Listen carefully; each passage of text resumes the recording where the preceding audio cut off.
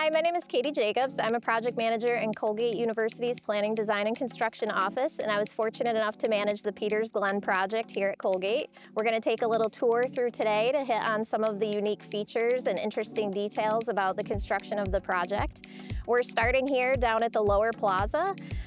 This area, for those that weren't familiar with campus before this project happened, used to be a fairly overgrown wooded area. We experienced a lot of drainage issues down here that actually flooded out our storm system and often flooded Lolly Lane below here. So when we were looking at this site, it initially started as what can we do to address these flooding issues and the infrastructure problems. Unfortunately, we were able to get some design input from Michael Van Valkenburg Associates, who are the landscape architect for campus and this project. And between them and the generosity of Peter Kellner, who is class of 1965, fully donor-funded project, we were able to make this project into so much more. So it's now this beautiful pedestrian corridor through campus. So with that, we can make our way up into the project site now. So we can stop here.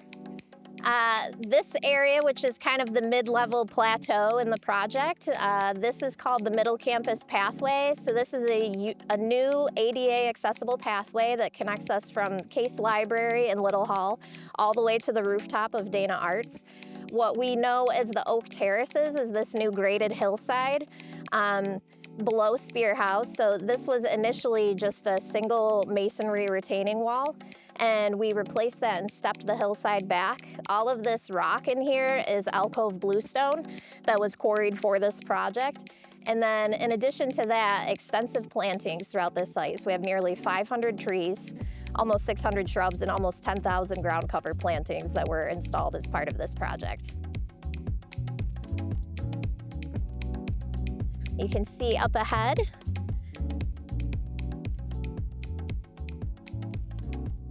we have this beautiful stone feature now that's a water feature into the site. So this is meant to be an ephemeral feature in the sense that it's not a continuous waterfall that's pumped or a closed system through the site, but there's certain storm events that come into a control structure at the top of the upper plaza that are redirected down through this beautiful stone channel and then ultimately in this basin at the bottom.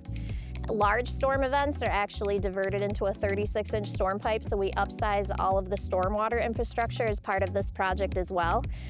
When the weather's dry, as it has been this summer, you'll see a dry riverbed, and when it's raining, you'll see this flowing. You can see in here, ultimately, all of the stormwater comes out underneath this stair and into this basin here.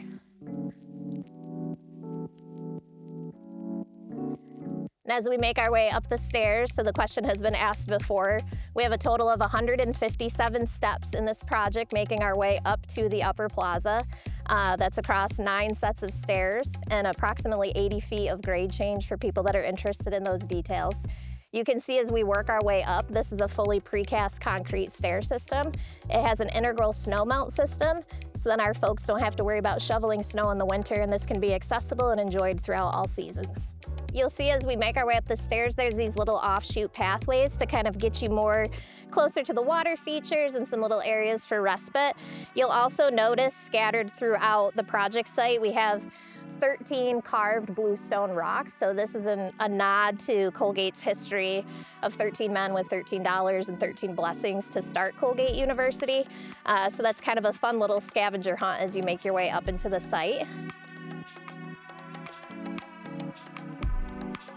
This pathway is a good spot to get a little bit closer to the stormwater.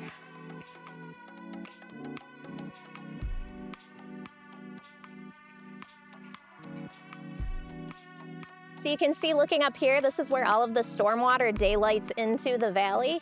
Previous to this project, there were 5 or 6 different storm pipes that dumped into here. We had a fairly degraded, eroded landscape as a result of that. So now we've turned that stormwater concern into this really unique water feature that can be enjoyed, as I said, through all the different seasons. You'll also notice that there's 4 custom benches that have been installed as part of the project. These were custom built using black locust lumber from the artisans who do all the woodwork in Central Park in Manhattan.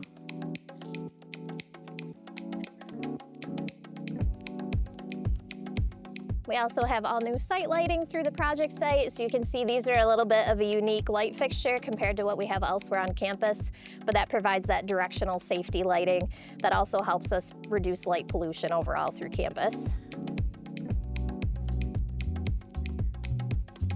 And then after all those stairs, we land at the upper plaza, so you can see the beautiful view of the Chenango Valley that's been opened up now with this project. This formerly was a traffic circle, so we've now reclaimed this as pedestrian space on campus. All new landscaping, Onondaga limestone pavers. If you look close, you'll find fossils exposed at the surface of some of them. It's been a really transformative project. Thank you so much for joining me on this tour, and we hope you come out to see it yourself in person.